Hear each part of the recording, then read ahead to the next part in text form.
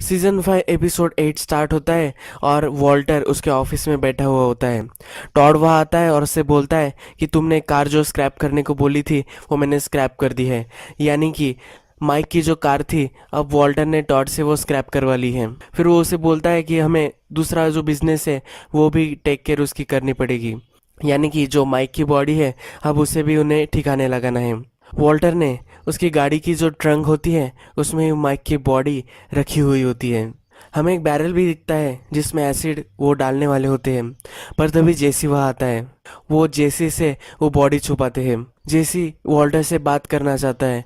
वो बोलता है कि अभी भी वो 9 लोग हैं, वो हमारे लिए प्रॉब्लम है। अब डीईए ने माइक के फिर से पैसे ले लिए हैं तो अब इनके लिए ये प्रॉब्लम है कि वो लोग कुछ बता देंगे। तो वॉल्टर बोलता है कि मैं ये संभाल लूंगा, मैं इसकी कोई भी ज़रूरत नहीं है इसकी वरी करने के लिए। तुम इस अब बिजनेस में नहीं हो तो तुम्हें इसकी चिंता करने की ज़रूरत नहीं है। नेक्स्ट सीन में हमें गस की जो लॉन्ड्री थी उसके मैनेजर से बात करते हुए डीए दिखते हैं। डीए से उसका जो लॉयर होता है वो एक डील मांग रहा होता है।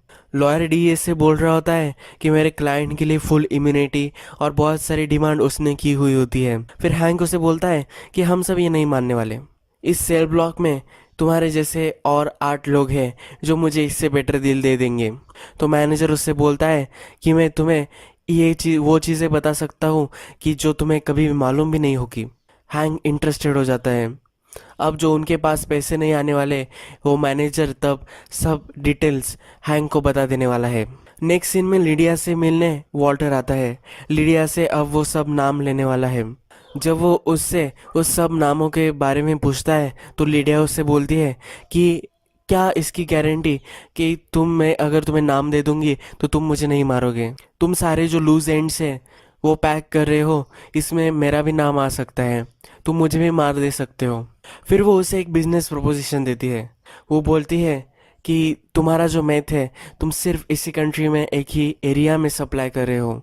अगर तुम ये आउटसाइड द कंट्री एक बहुत बड़ा मार्केट है वहाँ अगर सेल कर सको तो वॉल्टर बोलता है कि ये कैसे हो सकता है। फिर वो उसे चेक रिपब्लिक के बारे में बोलती है। वो बोलती है कि पूरे यूरोप में इसकी सबसे ज़्यादा डिमांड है और तुम वहाँ सप्लाई कर सकते हो। फिर वॉल्टर बोलता है कि अदर एंड में कौन इस बिजनेस को संभालेगा। तो वो बोलती है मैं बहुत सारे लोगों से बहुत सालों से बिजनेस करती आ रही हूँ, वो बहुत ही ट्रस्टेड टीम है हमारी। वॉल्टर को ट्रांसपोर्ट का भी क्वेश्चन होता है तो वो बोलती है मैं बहुत बड़ी कंपनी में काम करती हूँ तो इसका कोई भी इशू नहीं होगा क्योंकि हमारी कंपनी बहुत सारे चीज़ें सप्लाई करती रही थी ऑल ओवर द वर्ल्ड। वो फिर उसे बोलती है कि माइक तो अभी जिंदा नहीं रहा होगा इसीलिए तुम इन 9 लोगों को मार रहे हो। तो वॉल्टर यस बोल देता है। फिर वो सबके नाम उसे दे देती है। जब वो रेस्टोरेंट से चली जाती है तब वॉल्टर ने न्यूज़पेपर में राइसिन रखा हुआ है। यानी कि जब वो उसे नो नेम दे देने वाली थी तब वो उसे मार देने वाला था। फिर घर जाकर वॉल्टर उस राइसिन को इलेक्ट्रिक की सॉकेट्स जो होता है उसमें छुपा देता है। वॉल्टर फिर टॉड को बताता है कि तुम्हारे जो अंकल हैं जिनके प्रिजन में कनेक्शन है मुझे उनसे बात करनी है। तो उनकी मीटिंग सेटअप होती है रात में। वॉल्टर उन्हें सब समझाता है, प्लान बताता है। इनका प्लान ये होता है कि सिर्फ 2 मिनट में सारे 9 लोगों को डिफरेंट प्रिजन्स में जाकर वो लोग मार के आएंगे। इनसाइड ये जॉब होने वाला होता है यानी कि प्रिजन में ऑलरेडी आदमी होने वाले होते हैं तो वो जाकर सब लोगों को सिर्फ 2 मिनट में मार देंगे। फिर तो टॉड के अंकल वॉल्टर को बोलते हैं कि ये बहुत ही डिफ़िकल्ट टास्क है, ये नियरली इम्पॉसिबल ही है। तो वॉल्टर बोलता है कि अगर तुमसे ना हो पाएगा तो मैं किसी और को ढूंढ लूँगा। फिर टॉड का अंकल उसे बोलता है कि यह हम कर लेंगे। नेक्स्ट डे वॉल्टर अपनी घड़ी देखता है और 2 मिनट के टाइम में बहुत सारे मर्डर हमें दिखाए गए हैं। सारे 9 लोगों को मार दिया जाता है। हैंक को फिर ये सब पता चलता है कि उसके जो 9 विटनेसेस थे वो सब मर चुके हैं। वॉल्टर मरी के पास उसकी बेबी को देखने के लिए आया हुआ होता है। तो मरी उसे बोलती है कि हैंक का आज मूड अच्छा नहीं होने वाला तो मैं उसके लिए आज कुक करने वाली हूँ। वो बहुत ही हरी कर रही होती तो वॉल्टर बोलता है कि अब मैं भी यहाँ से चला जाता हूँ। जब हैंक आता है तो वो वॉल्टर को रुकने के लिए बोलता है। वो उसे ड्रिंक ऑफर करता है। फिर वो दोनों बैठते हैं। हैंक फिर उसे एक स्टोरी बताता है। वो बोलता है कि जब मैं टीनेजर था तो मुझे एक काम था, मुझे ट्रीज मार्क करने थे। मैं वुड्स में रहता था, दिन भर काम करता था, और जो पैसे होते थे उससे मेरी पॉकेट मनी हो जाती थी, उससे मैं बियर वगैरह खरीदता था। मैं उस जॉब के बारे में बहुत ही आजकल सोच रहा हूँ। वो जॉब बहुत ही अच्छा था इस डीए के वर्क से। मैं सोच रहा हूँ कि मुझे वो जॉब बहुत ज़्यादा एंजॉय करना चाहिए था। उसे बहुत ही बुरा लग रहा होता है क्योंकि उसकी जो सब लीड्स होती है वो अब कुछ भी काम की नहीं रही। फिर सीरीज ऑफ सीन्स में हमें वॉल्टर का जो ऑपरेशन है वो बहुत ही अच्छा चल रहा है ये दिखता है। एरोप्लेन से चेक रिपब्लिक में भी सप्लाई हो रहा है, बहुत सारा मेथ कुक हो रहा है और वॉल्टर के पास बहुत सारे पैसे भी आ रहे हैं। अब नेक्स्ट सीन में मरी को स्काइलर मिलने आई हुई होती है। मरी को स्काइलर बहुत ही अच्छी लग रही होती तो वो बोलती है कि तुम अब ठीक हो, जो साइकोलॉजिस्ट के पास तुम गई थी उससे ज़रा फायदा हुआ है। फिर मरी उसे बोलती है कि तुम्हें अब तुम्हारे बच्चे को फिर से घर पर ले जाना चाहिए। स्काइलर फिर से उसे बोल रही होती कि मैं अब रेडी नहीं हूँ। तो मरी उसे बोलती है कि ऐसा कर कर तुम एक डिस्टेंस बना लोगी, वो अच्छा नहीं होगा। वो उसे समझाती है। फिर स्काइलर घर आती है।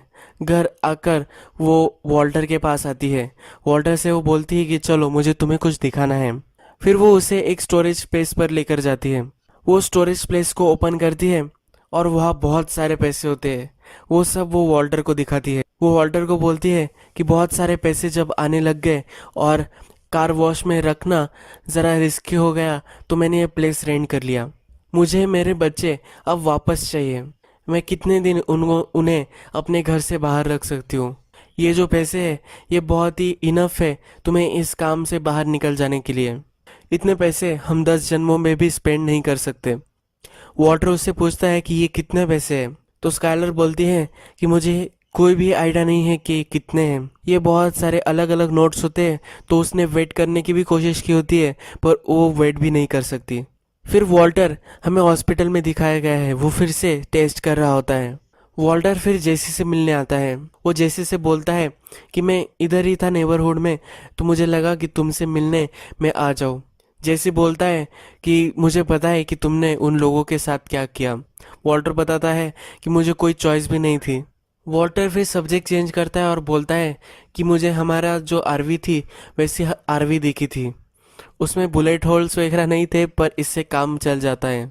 जैसी भी बोलता है कि वो इतनी घटिया थी कि मुझे डर लगता था कि सिग्नल पे वो बंद पड़ जाएगी। पुलिस से मैं डरता था कि अगर वो बंद पड़ गई तो पुलिस भी हमें पकड़ लेगी। वॉल्टर बोलता है कि हमारे पास पैसे थे, क्यों हमने इसे चेंज नहीं किया। जैसी इस पर कुछ भी नहीं बोलता। वो बोलता है कि मुझे मेरे फ्रेंड से मिलने जाना है। वॉल्टर भी बोलता है कि मुझे भी जाना है, पर वॉल्टर जाकर जाते जाते बोल देता है कि मैंने तुम्हारे लिए कुछ छोड़ा है। जब जेसी देखता है तो वो बहुत सारे पैसे यानी कि उसके जेसी के जो $5 मिलियन थे वो सब उसमें रखे हुए होते हैं। जेसी उसे अंदर रख लेता है। वॉल्टर फिर स्काइलर से आकर बोलता है कि अब मैं इस बिजनेस में नहीं रहा, मैंने ये सब अब छोड़ दिया है। फिर नेक्स्ट दिन सब लंच कर रहे होते हैं, वॉल्टर फैमिली और हैंक फैमिली। हैंक फिर टॉयलेट जाता है।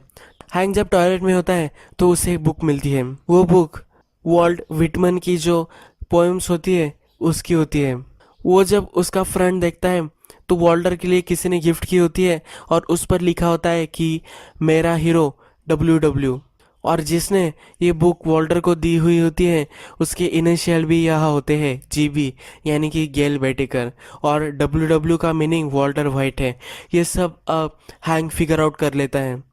हैंक को पूरा श्योर अब होना होता है, वो कोई भी डाउट नहीं रख सकता। हैंक को फिर याद आता है कि उसने जब WW वॉल्टर को दिखाया था तो वॉल्टर ने उससे बताया था कि ये वॉल्ट विटमन हो सकता है, पर अब उसे मालूम हो गया है कि उसका हाइजनबर्ग वॉल्टर ही है। यही एपिसोड खत्म हो जाता है।